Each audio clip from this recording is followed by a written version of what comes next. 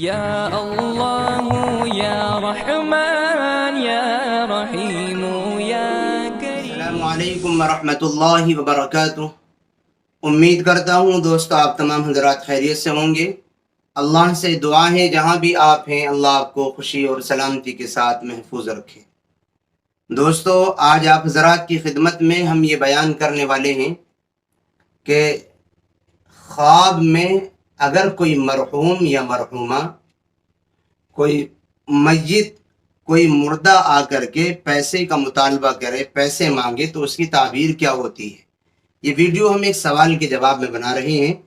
اور سوال کیا ہے؟ سوال کرنے والے نے، میں نے خواب دیکھا ہے کہ میری تائی امی جو فوت ہو چکی ہیں مجھ سے پیسے مانگتی ہیں کچھ خریدنے کے لیے۔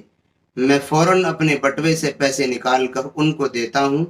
پیسے تقریباً 250 ہوتے ہیں، اس کی تعبیر بیان کریں۔ یہ خواب انہوں نے دیکھا ہے اور کوئی بھی دیکھ سکتا ہے کہ خواب میں کوئی مرحوم یا مرحومہ اگر پیسوں کی ڈیمانڈ کرے، پیسے مانگے، تو اس کی تعبیر کیا ہوتی ہے۔ خواب کی تعبیر بیان کرنے سے پہلے آپ سے ایک چھوٹی سی درخواست یہ ہے کہ اگر آپ چینل پر نئے ہیں تو چینل سبسکرائب کر لیں، ویڈیو کو لائک اور شیئر کرنا نہ بھولیں۔ اور آپ کے لیے ہمارے پاس ایک خوشخبری یہ ہے کہ ہم نے اپنے اس چینل پر ایک پروگرام شروع کیا ہے جس کا نام ہے فرائیڈے کمنٹ باکس، یعنی پورے ہفتے کی کمنٹس کو ہم جمع کر کے فرائیڈے کی ویڈیو میں ان کا جواب دیتے ہیں۔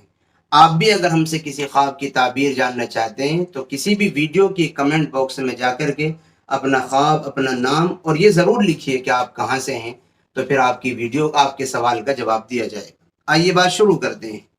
مرحوم یا مرحومہ، فوت شدہ مرد و عورتوں کا خواب میں آ کر، میت کا خواب میں آ کر کے پیسے کی ڈیمانڈ اور مطالبہ کرنے کا مطلب ہوتا ہے کہ مرا ہوا مردہ آپ سے ایصال ثواب کا امیدوار اور توقع رکھتا ہے، کہ وہ آپ سے یہ امید رکھتا ہے کہ آپ اس کے لیے ایصال ثواب کریں، اور اس کو آپ کی جانب سے ایصال ثواب کی ضرورت ہے۔